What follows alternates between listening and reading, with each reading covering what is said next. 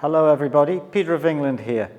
If I was a revolutionary, if I was looking to target the lies and deception of, say, the British government or the French government or the government in the United States or any government anywhere in the world, what I would probably do is go about it a little bit differently than certain current trending individuals, namely Tommy Robinson, are going about. So this is not a criticism of him and what he's trying to do. What I'm trying to do today, though, is to say, well, if I was advising, if I was in a position to advise anyone, then this is the advice I would give. And the advice is all to do with what's commonly referred to by someone called Saul Alinsky. He did a very interesting book called The Rules for Radicals.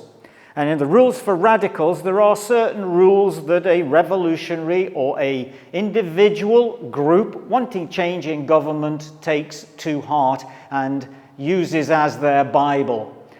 They work well, they work effectually, and what it brings us to here, above all else, is a fitness for purpose.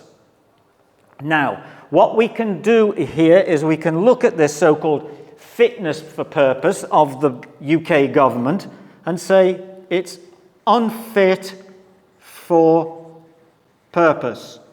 And if it's unfit for purpose, can we prove it? And if so, what are the implications? Well, there are two things that you can do. There is an old common law technique, which not many people know about, but I've referred to it in 2012 when I first set this YouTube channel up, and it's something called recall. Any of the MPs, any of the 650 jackal, scoundrel criminals in the Houses of Parliament in the UK can be recalled back to their constituency and voted out by the constituents. That's something that I would consider. It's a little bit longer-winded than maybe winning an election, but it can be done at a moment's notice and can be done anytime by anyone, anywhere, okay? So people have forgotten the Constitution, people have forgotten constitutional law, people have forgotten the common law and their rights. They've all been subsumed by so-called the modern law book. Now, Operation Recall, that is a very important way to go. But there is also something, for example, that Tommy Robinson is proposing at the moment, and that is the September the 13th rally in London.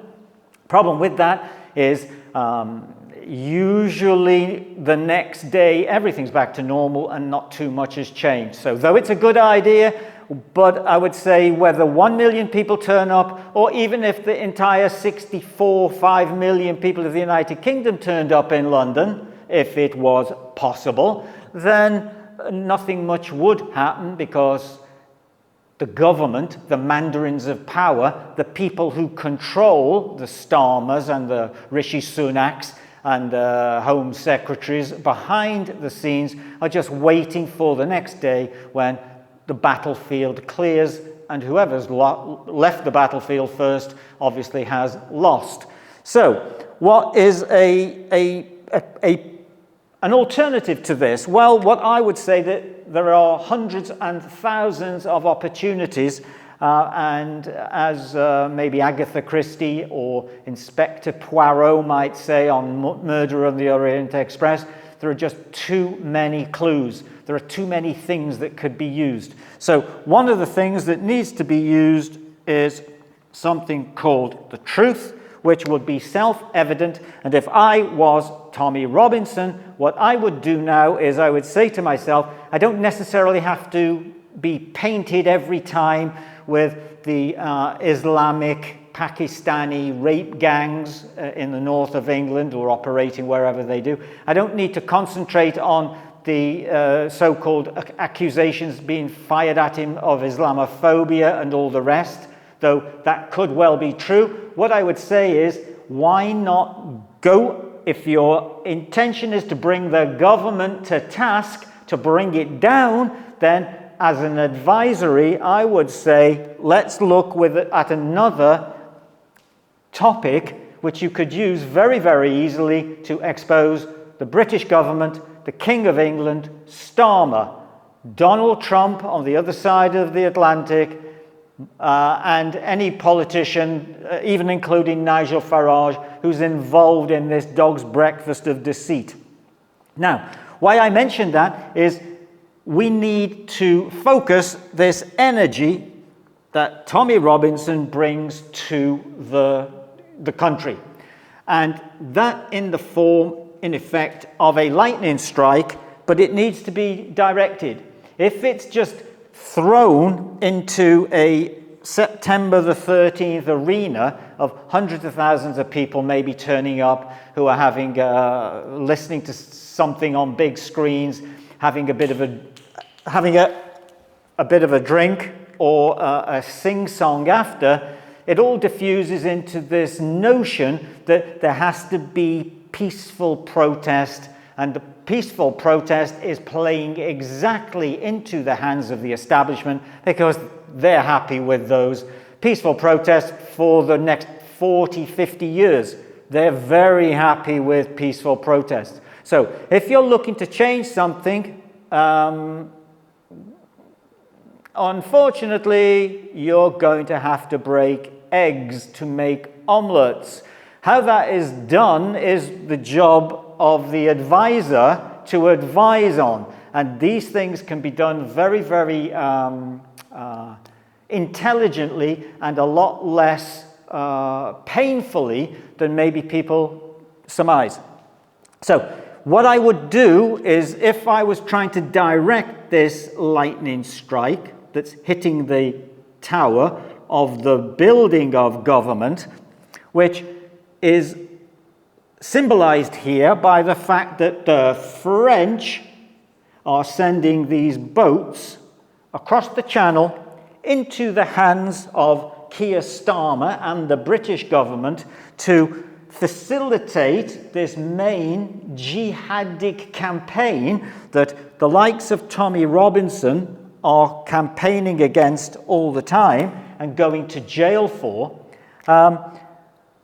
You've got to maybe look at what's going on here. Are all these governments, the French government here, the UK government here, and other governments across the Atlantic, including obviously the United States, colluding in some type of bigger plan which is forming part of a World Economic Forum agenda where there's a digital identity for everyone going to be imported in? And I would say yes. So if this is the case, the book that I think everybody should have had a look at is this one done by a lady in the United States called Candice Owen.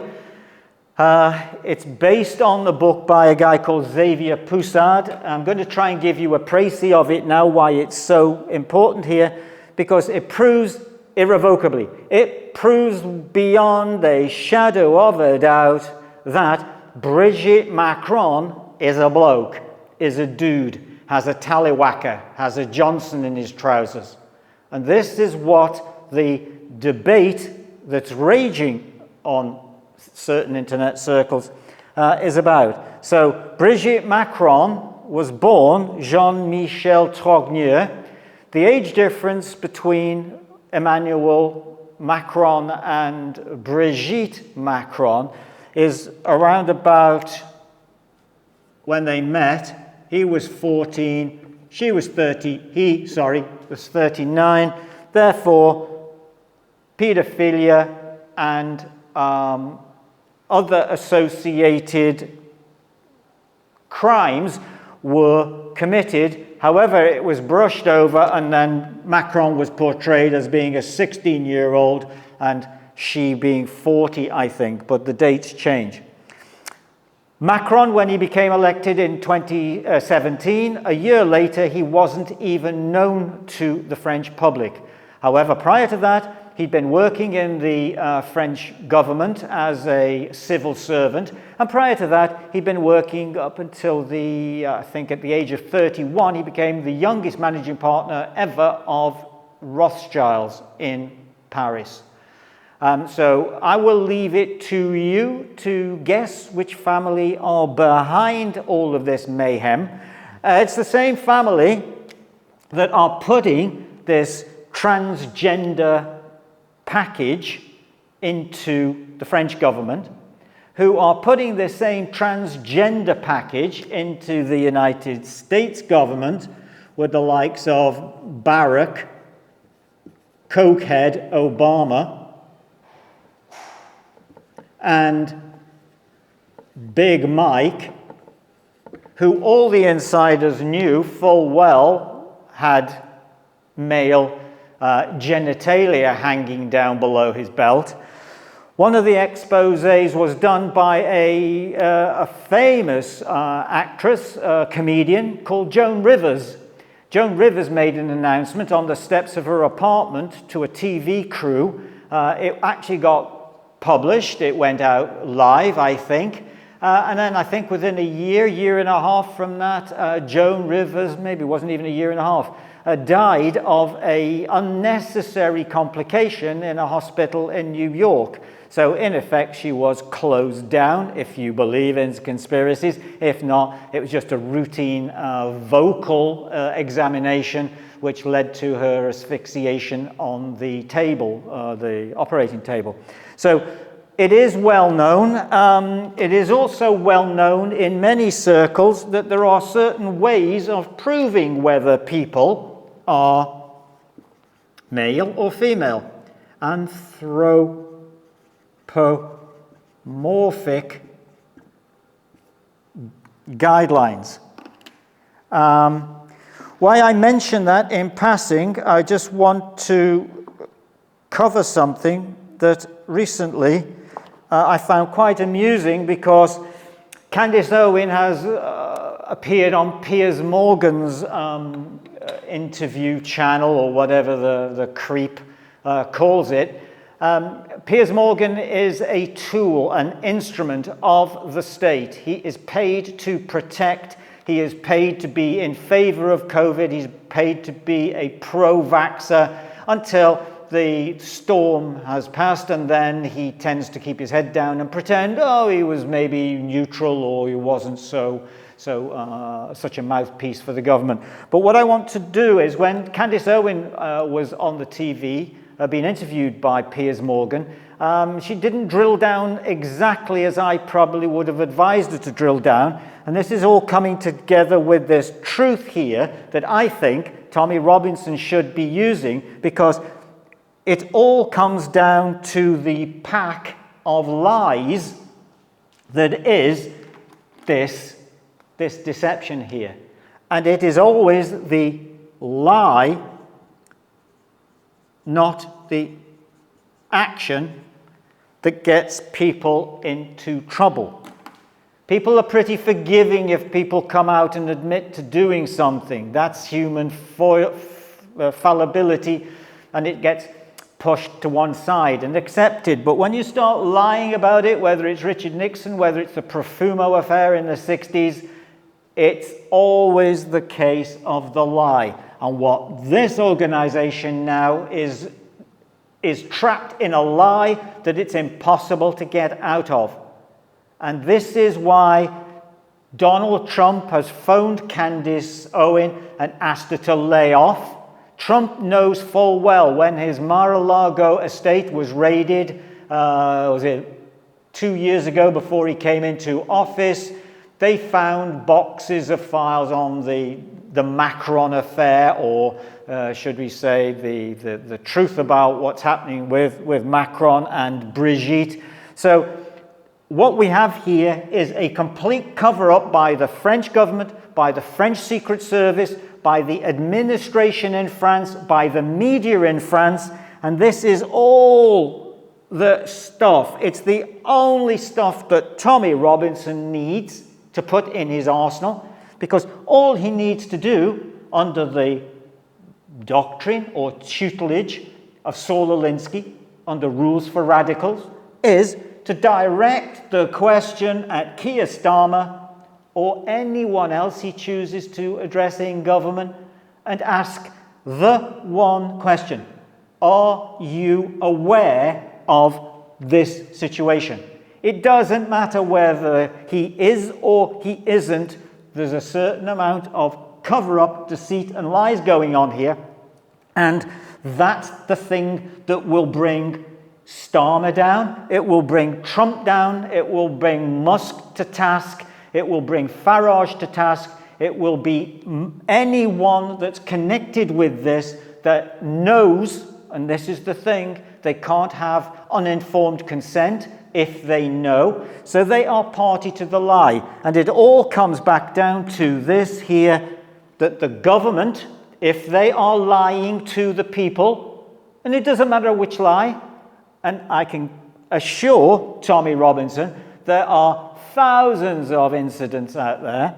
The unfit for purpose removes them from office.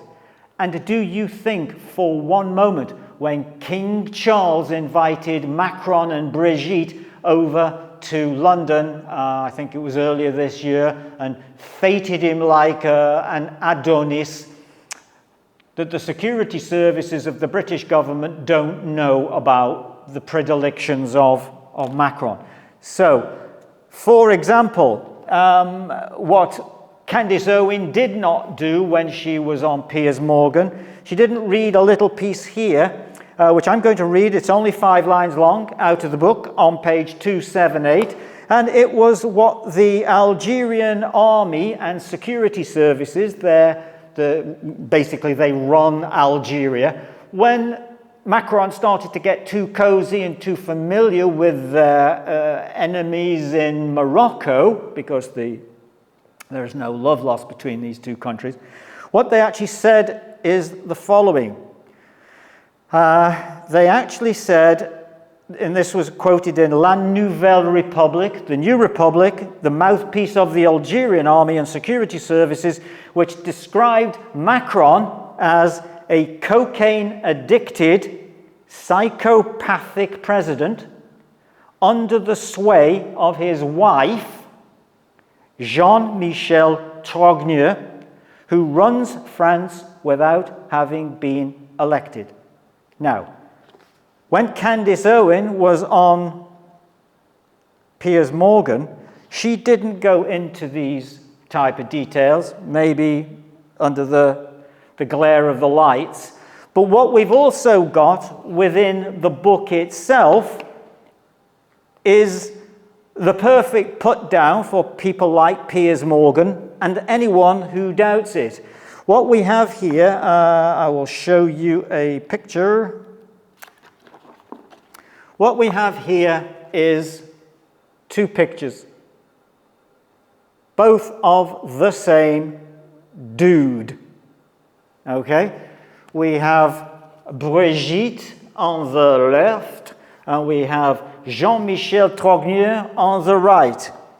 Now, without going into these anthropomorphic measures of whether someone is a man or not, there's a very simple way of using the latest technology to verify the identity of a photograph, whether it's on Facebook, whether it's on any other social media, or if it's on a police file. And that is something called Face++, and for voice recognition, austerity, and using a voice analysis software. So, the technology that the governments of the world use to establish your either humanity as not being an AI, as they profess, or that they use to make sure that you are the person that you claim to be, is based upon face recognition, where something like 100,000 points of light are shone onto your face, analyzed, and the correlation between all these points verifies with an amazing accuracy that you either are or aren't the individual in the picture. Okay? Now, anything over 65 to 70% is deemed to be a perfect match or a very good match. With all the correspondent pictures that have been taken of the young or Jean Michel Trogneux and Brigitte Macron, they've all come in as showing a high score on the face correlation. When an audio file of a woman called Veronique was interviewed on French radio, maybe sod's law, I won't be able to find it now, but when this tape was actually studied or sent to a specialist, it came back without any doubt that 100% certainty that the transgender woman being interviewed on the French public TV network or radio network was in fact the same person as Brigitte Macron. Combining the two together, we get roughly a 99.9% certainty that with the facial recognition and the voice recognition, Brigitte Macron is Jean Michel Trogneux. So, that being said, where does it put us all? Not fit for purpose.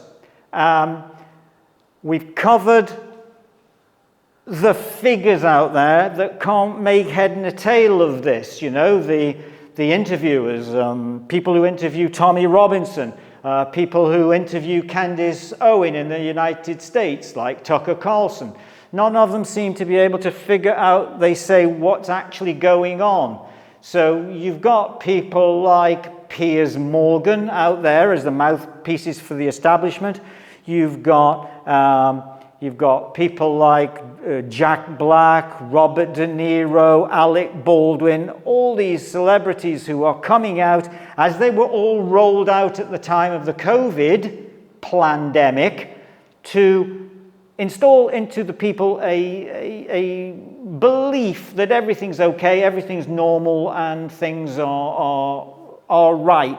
But law cases have been brought against the people who have made the accusations against Brigitte Macron, and they failed on every account. Now what we have is Macron bringing a case against Candace Owen in the United States for so-called defamation.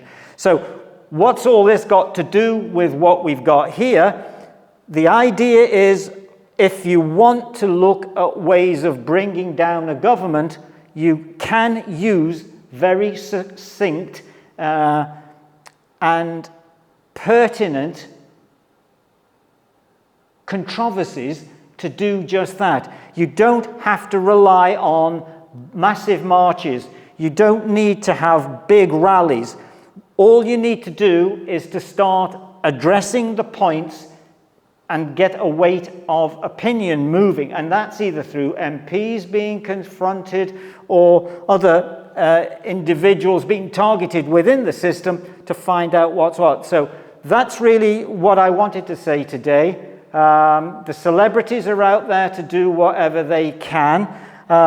The anthropomorphic principles that I will quickly go through for you, which if people are relying on Google search, I did the search today, but I did the search I think probably about 5 years ago, and it came up straight away. But now what you do is when you go onto the search, it doesn't bring these anthropomorphic diktats up straight away. So for example, all the security forces and commonality of police forces the world over have used a series of fairly basic tests and examinations to define whether somebody is male or female. And also, for example, when there is a body to be found or discovered, which has been dead for a while, they need to find out, was it a man or a woman? So some of the main components of this, head size and shape. Also, the mandible, the jaw structure. The next one is the clavicle, the length between the shoulder blade here and the clavicle. The humerus, the length of from the shoulder to here and the elbow to the forearm. They're different on men than on women. So these can all be just looked at and estimated without any amazing discussion and recourse to the court system. Hand proportions, index finger. If you look at a male's hand, and this is the big giveaway, if you look at the male's hand, you will see that the index finger here, compared to the ring finger, might not see it so well, is a different length.